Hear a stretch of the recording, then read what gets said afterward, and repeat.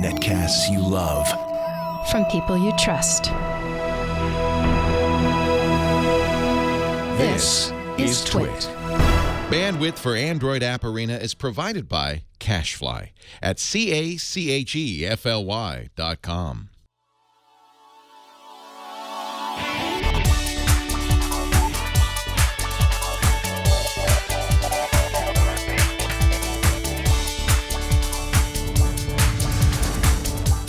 This is Android App Arena, episode 125 for Wednesday, November 23rd, 2016. Questions and answers. This episode of Android App Arena is brought to you by Tracker, a coin-sized tracking device that pairs with your smartphone and keeps you from losing your most valued possessions. Visit thetracker.com right now and enter promo code ARENA to receive a free Tracker Bravo with any purchase. Hello, everyone, and welcome to another episode of Android App Arena. I'm your host, Jason Howell. Finding answers to questions has never been easier. At a moment's notice, I can bark a few words into my phone and it'll wake up and get to work searching for the answer to even the most mundane questions that appear at random throughout the course of my day. That's incredibly powerful. Google does a great job of this and has for quite a few years now. Google Now and Google Assistant on my Pixel answer questions in more of a conversational tone that makes things a bit easier, and those answers are coming in directly from Google's knowledge graph, as well as internet searches for things that have been posted over time. But sometimes you want the wisdom of the crowds. Social networks are a good place for this as well, but what about a few apps designed with Q&A in mind? Let's take a look at a few of those in this week's roundup. At its heart, an app devoted to asking questions and getting answers should probably be, at its core, somewhat social. After all, we're talking about reaching enough people with that question to get an insightful group of replies. Check out Kiwi. It's a social Q&A app that taps into your Facebook network to get things rolling. This right here is the feed. Here you can find all sorts of questions that have been asked by the Kiwi community.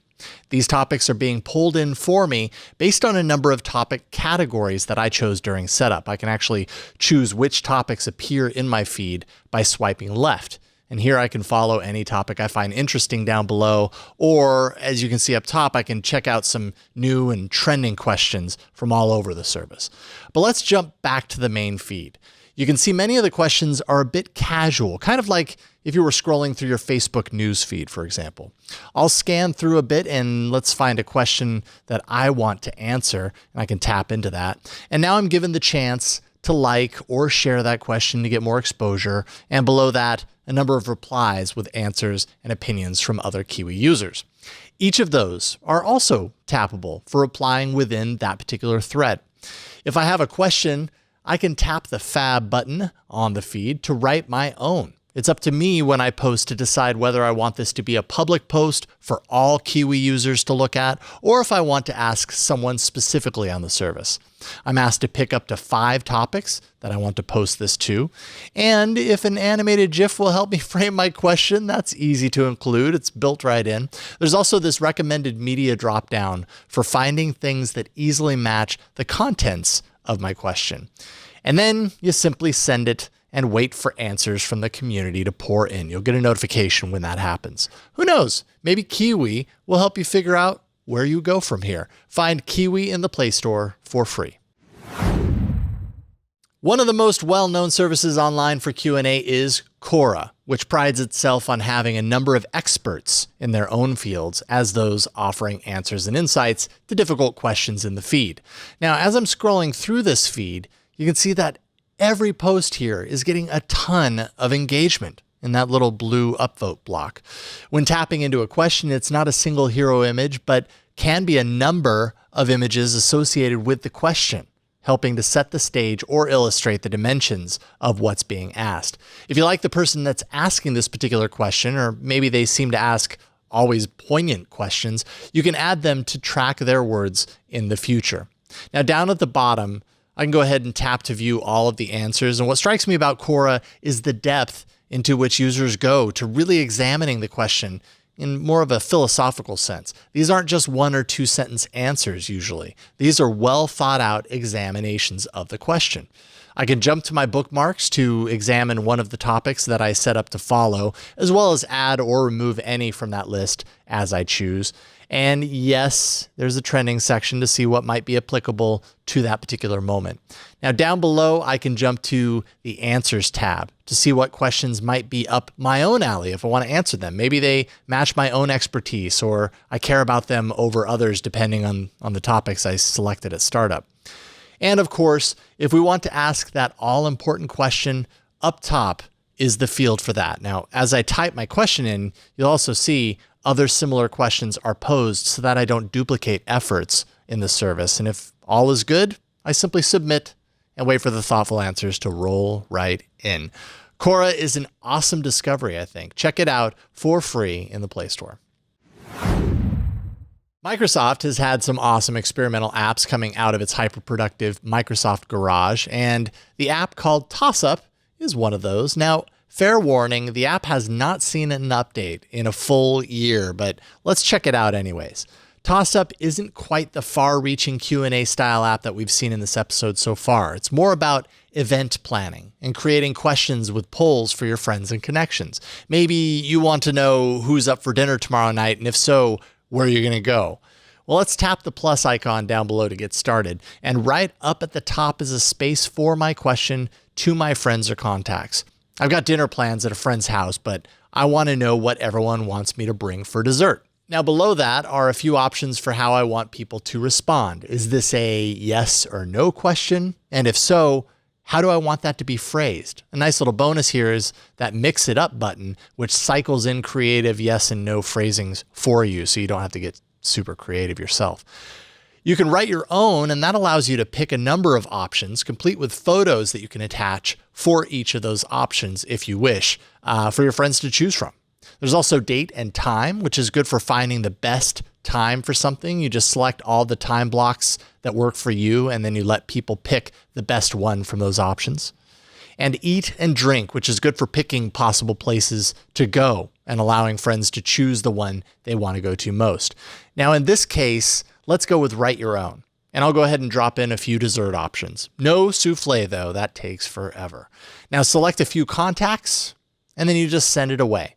Now, a nice bonus here is that your friends don't need to have an account with Tossup to participate. You can actually send them a URL that they can visit online that will allow them to place their vote and make their voice heard on that topic at hand through the web.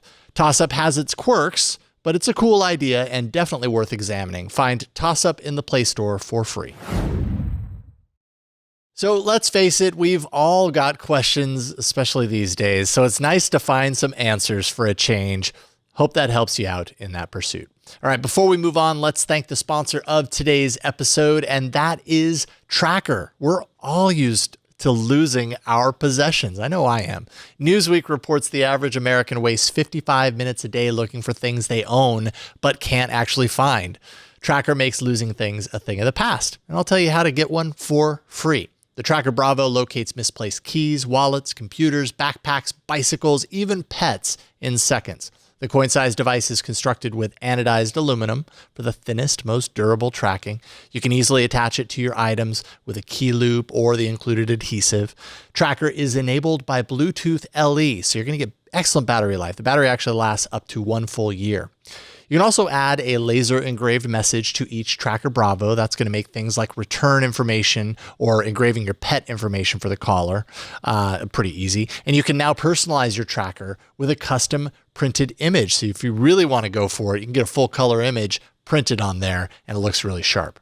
Pair Tracker to your iOS or Android device and find its precise location with the tap of a button. And that's pretty much it. It's pretty much that easy. Your phone can track up to 10 devices at one time, and you can customize two-way separation alerts so that you're notified before you leave your item behind. If you happen to lose your phone, all you have to do is press the button on Tracker and your phone's going to ring, even if it was on silent. With over 3.5 million devices shipped, Tracker has the largest crowd GPS network in the world, so your lost item is going to show up on a map, even if it happens to be miles away. If you lose your item, the Tracker app records its last known location on a map, and then when another Tracker user comes within a 100-foot range of your item, you're going to get a GPS update of where your item is actually located. So go to thetracker.com right now and never lose your possessions again. Plus, just for our audience, if you enter promo code ARENA, you'll get a free Tracker Bravo with your order. That's TheTrackr.com. Promo code ARENA to get your free Tracker Bravo today. All right, up next, a game that helps researchers in impressive ways. It's this week's Big App. So you gotta love a game that is designed to not only entertain you and challenge you, but at the same time also uses your gameplay to offer valuable data to scientists fighting dementia. That is the idea behind Sea Hero Quest, which first released back in May. Now first, about the game itself. You command a small boat out in the middle of various water-based levels. You're given a map at the beginning of the level that shows the path that you're meant to travel. And once you've examined that map, you hit OK and it actually disappears, and it's up to you to navigate to the goal successfully on memory. Now, as you get lost or spun around, you begin to lose star points. Sometimes you might make it to a flare gun, let's say, only to be asked to fire the flare in the opposite direction, pointed to where you think you just came from. All of this is to challenge your memory of where you're meant to go and where you're coming from. Now, as you play the game, anonymous data about your navigation through the levels is shared with the research teams who use this information to study benchmarks for how healthy people navigate as a comparison point to people with degenerative disorders like Alzheimer's. The folks behind Sea Hero Quest claim that just 2 minutes of gameplay is actually equivalent to 5 hours of research data generated in a lab. And with around 2.4 million players thus far, scientists have amassed enough information to generate incredible insights in their research. The good news is, the game is actually very good. It's something you can play to challenge your memory and do some good for others in the process. Doesn't get much better than that. Find Sea Hero Quest in the Play Store for free. So all of that research is helping with the development of techniques that dementia can be diagnosed in its earliest stages. Alzheimer's, dementia, it's no joke. So I'm super psyched about this project and really hope more people will go and check it out. I hope you'll do that. Send me your favorite apps and categories to arena@twit.tv. You can always post those to the subreddit, androidapparena.reddit.com. Show plays live every Wednesday around 5 p.m. Pacific, following Tech News Today at twit.tv/live, and you can find a new episode appearing later that evening in the feeds and on the show page at twit.tv/arena. All right, that's it, folks. Thank you so much for joining me today. My name is Jason Howell, and I'll see you next week in the arena.